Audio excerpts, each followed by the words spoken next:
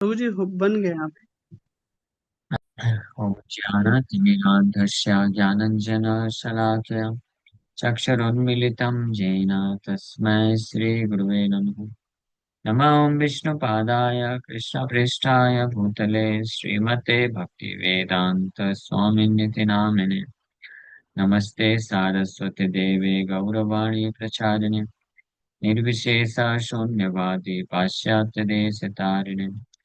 जय श्री कृष्ण चैतन्य प्रभु नित्यानंद श्री अद्वैत गदाधर श्रीवासादि गौर भक्त वृंद।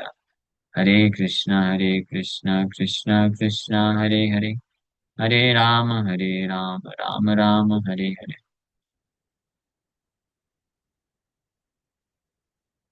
हरे कृष्ण। सब सभी भक्तों का हार्दिक स्वागत है आज के श्रीमद् भगवद गीता की चर्चा में। हम लोग चर्चा कर रहे हैं श्रीमद् भगवद गीता चैप्टर 2 टेक्स्ट 7। आज चर्चा करना है। तो अभी तक अर्जुन, हाँ, जो है 5 कारण बताए और छठे में अर्जुन जो है कंफ्यूज हो गए कि युद्ध करना चाहिए नहीं करना चाहिए, मैं खुद समझ नहीं पा रहा हूँ। वी डू नॉट नो, न चाहिए तद विद महाकतरन्नो गरीयो यद्वा जयेमा यदि वा नो जयेयु यानेव हत्वा न जिजीविषामस्ते अवस्थिता प्रमुखे धार्तराष्ट्रा। Nor do we know which is better, conquering them or being conquered by them. If we kill the sons of the trust, we should not care to live. Yet they are now standing before us on the battlefield. So हमको ये समझ में नहीं आ रहा है। अर्जुन बोल रहे हैं कि अभी कि क्या करना चाहिए। इन ट्रस्ट के पुत्रों कौरवों को जीत लेना उचित है या इनके द्वारा यहाँ पे मृत्यु को प्राप्त कर लेना चाहिए। अगर धृतराष्ट्र के पुत्र मारे जाते हैं तो भी हमारा जीने का कोई अर्थ नहीं है, लेकिन फिर भी ये लोग खड़े हैं सामने, ललकार रहे हैं क्षत्रिय धर्म के अनुसार, छोड़ के भागना भी ठीक नहीं। तो अर्जुन इस प्रकार से पूरी तरह से कंफ्यूज है। तो this state of confusion is is applicable for everyone. इस मटेरियल वर्ड, ये जो कंफ्यूजन का स्थिति, संशय, संशय क्या करना चाहिए क्या नहीं करना चाहिए, ये जीवन में हर हर किसी के जीवन में ये आता है। ये कंडीशन तो रहती है हर किसी के जीवन में। तो उस वक्त क्या करना चाहिए? सबसे पहला कार्य, जो क्या कार्य करने में कंफ्यूजन है वो अलग चीज है।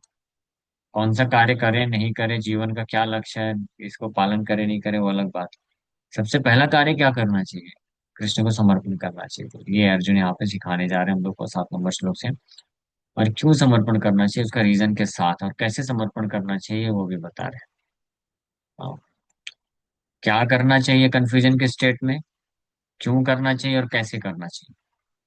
क्या, क्यों और कैसे, तीनों का उत्तर मिलने वाला है इस श्लोक में, तो ध्यान से सुनते जाइए अर्जुन के माध्यम से। और उसका फिर क्या परिणाम होगा वो हम जानते हैं पूरे गीता में, फिर आगे बढ़ के हमको समझ में आएगा। कार्पण्य दोषोपहता स्वभावा पृच्छामि त्वां धर्म सम्मूढ़ चेता यश्रेयस्यान्निश्चितं ब्रूहि तन्मे शिष्यस्तेऽहं साधिमां त्वां प्रपन्नम्।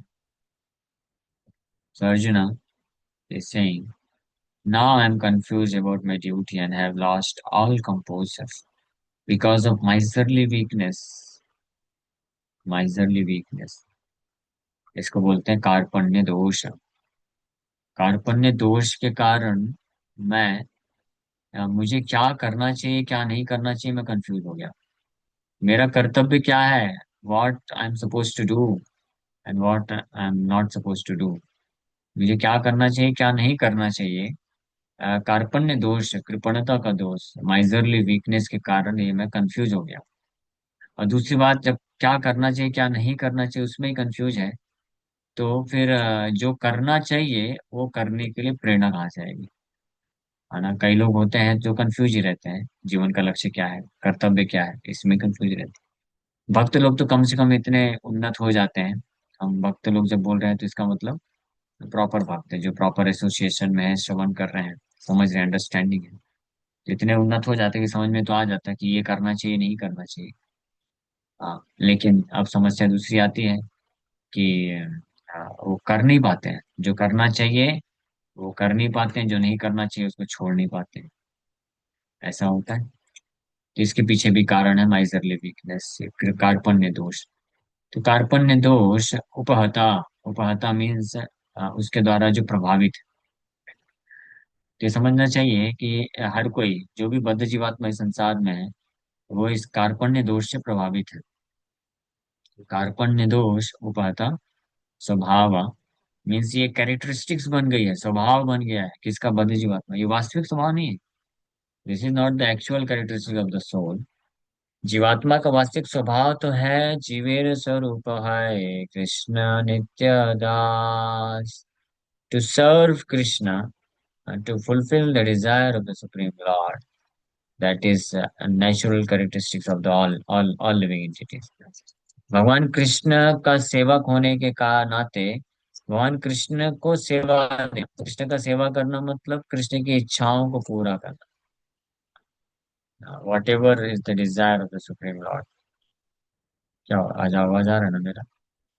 वीडियो रुक गया था, ओके। तो भगवान कृष्ण की जो भी इच्छा है उसको पूरा करना, उनके डिजायर्स को सर्व करना, ये हर जीवात्मा का स्वाभाविक गुणधर्म है। स्वाभाविक लक्षण है किसका? जीवात्मा। जो लिबरेटेड यानी जो जो वास्तविक जीवात्मा है, यानी जो मुक्त अवस्था में। लेकिन जो बद्धावस्था में जीवात्मा होते हैं, जो ये भौतिक शरीर देहात बुद्धि को धारण कर लेते हैं, तो उनका स्वभाव बदल जाता है। ये स्वभाव बोला गया है, नेचुरल कैरेक्टरिस्टिक्स। स्व मतलब वंस ओन, भाव मीन्स कैरेक्टरिस्टिक्स। सो हमारा खुद का भाव या स्वभाव क्या है? स्वभाव। हमारा वास्तविक भाव है कृष्ण के लिए। इसको बोलते हैं कृष्ण कॉन्शियसनेस। स्व मीन्स अपना, स्व मीन्स हमारे। तो कृष्ण हमारे हैं, हम कृष्ण के हैं। सो स्व भाव मीन्स कृष्ण कॉन्शियसनेस। समझ गए? स्व मीन्स अपना, तो कृष्ण अपने हैं। एंड भाव मीन्स कॉन्शियसनेस और प्रेम अफेक्शन भाव। तो स्वभाव means Krishna consciousness. So Krishna consciousness is actually our original and natural स्वभाव। कृष्ण भावनामृत होना, कृष्ण भावना भावित होना। कृष्ण भावना भावित मतलब कृष्ण के लिए भावित होना, या कृष्ण के भाव में रहना, या कृष्ण से प्रभावित होना। प्रभाव, कृष्ण प्रभवा, अहम सर्वस्व प्रभवा, कृष्ण भी गीता में बोले। कृष्ण का प्रभाव, तो कृष्ण से प्रभावित है। इस भौतिक संसार में व्यक्ति बद्धावस्था में माया से प्रभावित है, माया के प्रति आकर्षण आसक्ति। लेकिन हमारा वास्तविक स्वभाव है कृष्ण भावना भावित होना, कृष्ण कॉन्शियस होना, या कृष्ण से प्रभावित होना, कृष्ण से आकर्षित होना, कृष्ण को सेवा देना। दैट इज अवर ओरिजिनल स्वभाव। बट एनीवे, बद्ध जीवात्मा या बद्ध अवस्था की बात कर रहे हैं। सो कार्पण्य दोष उपहता स्वभाव। तो बद्धावस्था में जीवात्मा का स्वभाव क्या हो जाता है? माइजरली वीकनेस, कार्पण्य दोष। कार्पण्य दोष क्या है, इसके ऊपर हम लोग चलेंगे, चर्चा करेंगे विस्तार से, लेकिन जस्ट पहले इसको समझ तो लें कि हमारी अभी की स्थिति क्या है। हम कार्पण्य दोष से अभी प्रभावित हैं। और किस स्तर का प्रभाव है, कैसे हम प्रभावित हैं? कार्पण्य दोष से इस स्तर का प्रभाव है कि हमारा स्वभाव बन चुका है। स्वभाव का मतलब होता है कैरेक्टरिस्टिक्स, मतलब ये हमारे पर्सनैलिटी से इनसेपरेबल है, ऐसा बोल दीजिए। ये अर्थ, it has become our second nature, मतलब फर्स्ट नेचर। नेचर, नेचर ना स्वभाव। ये हमारा सेकंड नेचर, तो हैबिट को सेकंड नेचर बोलते हैं। ये हमारा फर्स्ट नेचर, मतलब हमारा नेचर बन गया है। जबकि है नहीं, हमारा भाव है नहीं। हमारा ओरिजिनल भाव क्या है? ओरिजिनल भाव कृष्ण के लिए है। कार्पण्य दोष मतलब माया के लिए भाव को कार्पण्य दोष बोला गया है। या सरल भाषा में बोले, कार्पण्य दोष मतलब देहात्म बुद्धि का जो दोष है, या मटेरियल अफेक्शन, अटैचमेंट, भौतिक आसक्ति, या भौतिक जो भी हम अफेक्शन रखते हैं, उसको कार्पण्य दोष बोला गया है। Arjuna was intelligent enough and fortunate also that he could immediately understand this. Generally ये इतना आसान नहीं होता है। अर्जुन का परम सौभाग्य था कि अर्जुन तुरंत समझ गया ये बात को।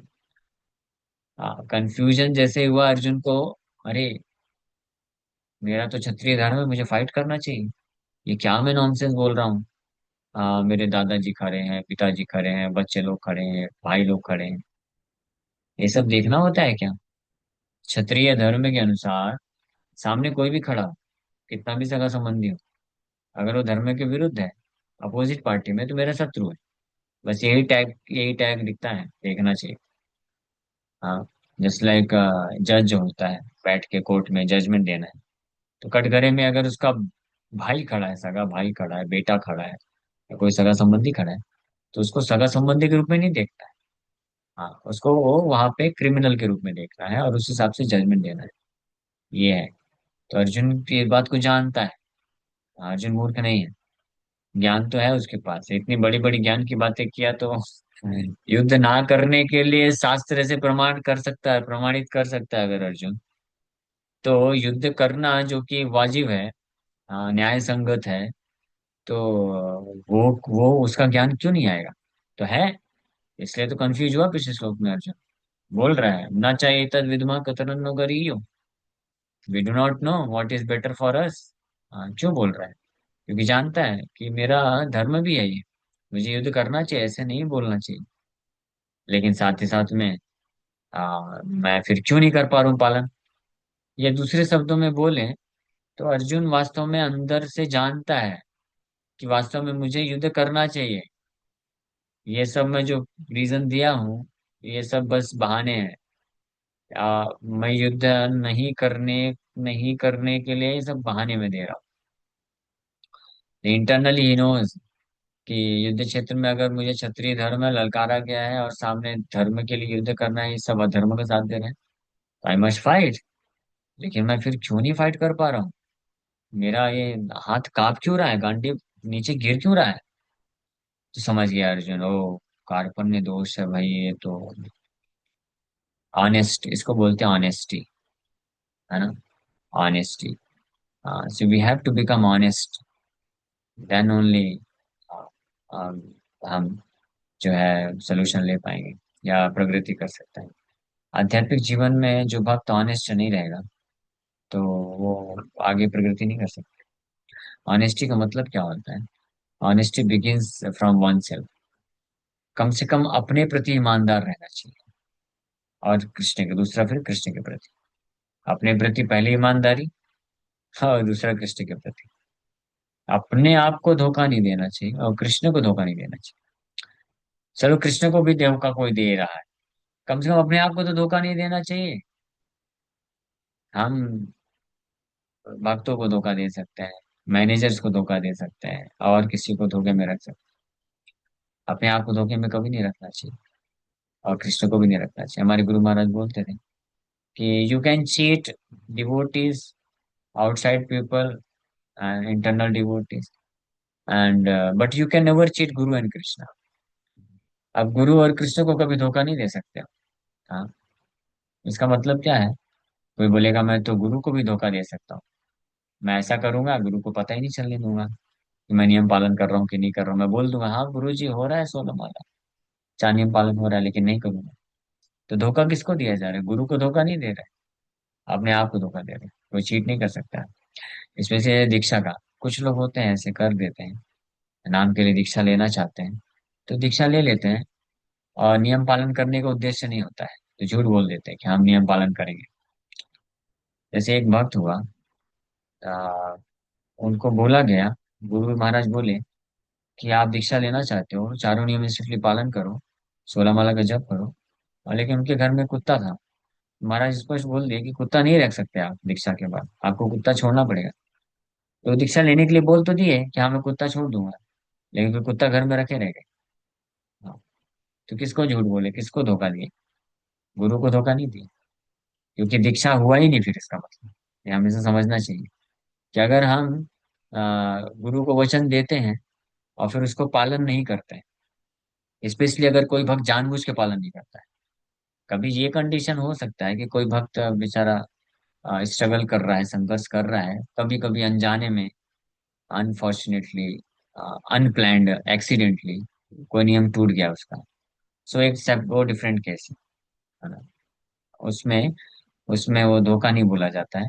उसमें वो जस्ट वो भक्त जो है क्या बोलते हैं उसको, वीक बोलते हैं, कमजोर है आध्यात्मिक रूप से।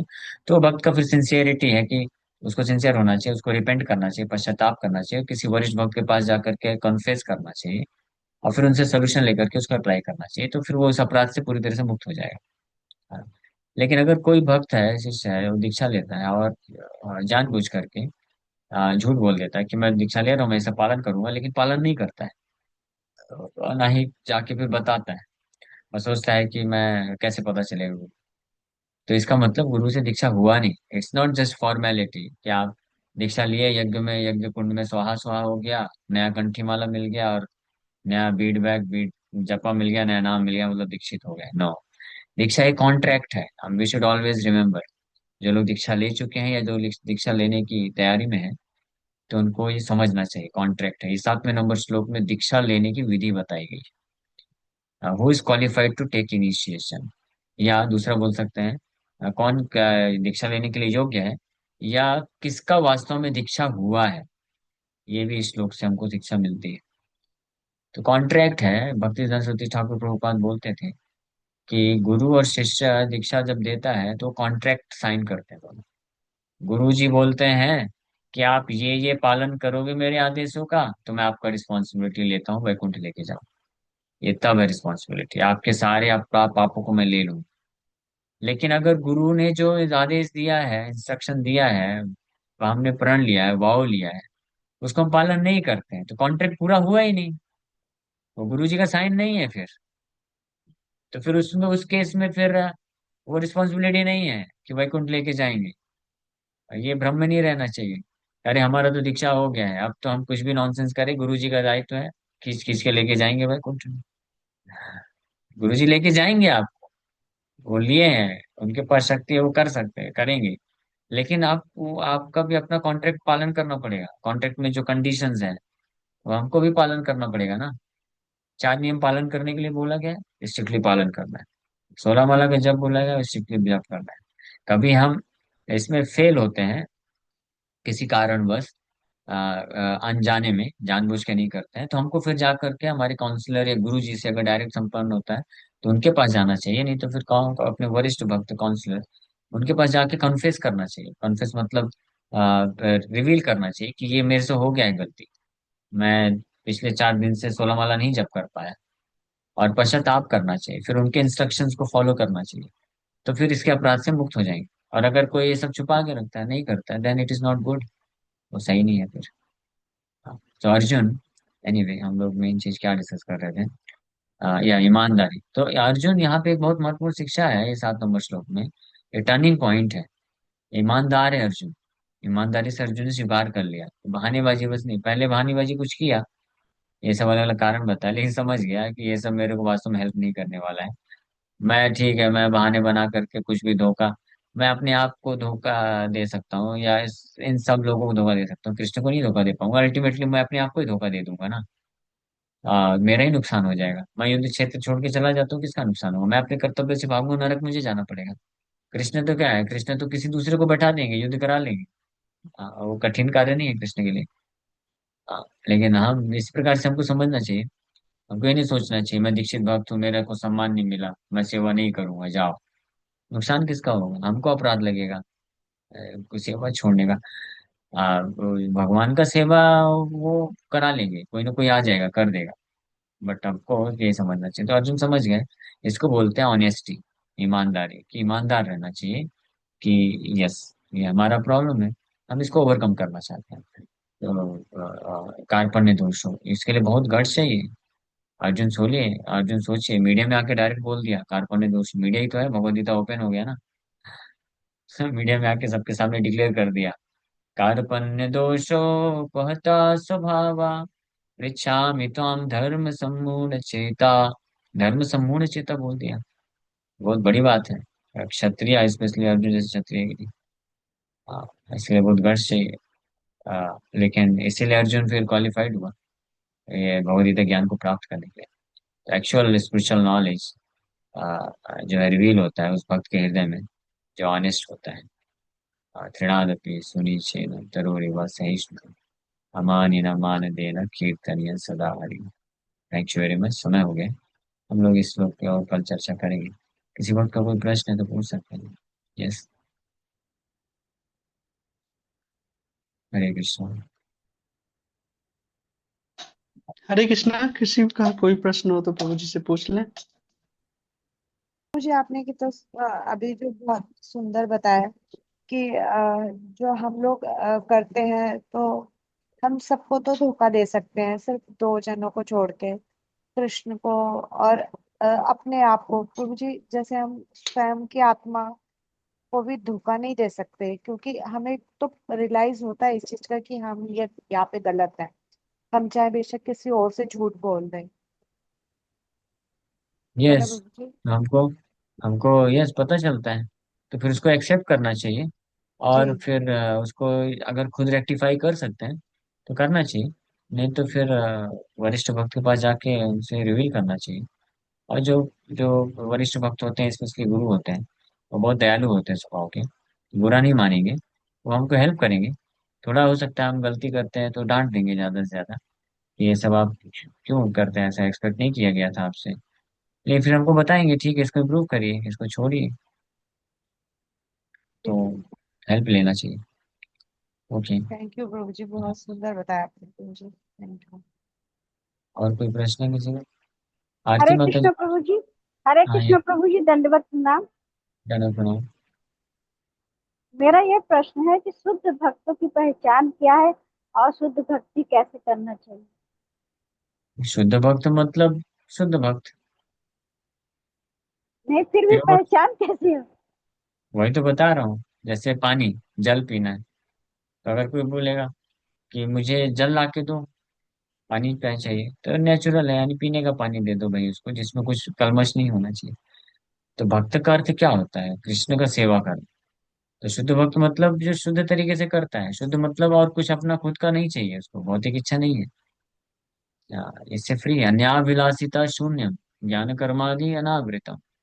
जो अन्य अन्य सारी अभिलाषाओं से शून्य है, जिसका हृदय भौतिक अभिलाषाएं और ज्ञान कर्म इत्यादि का फल नहीं चाहता है वो।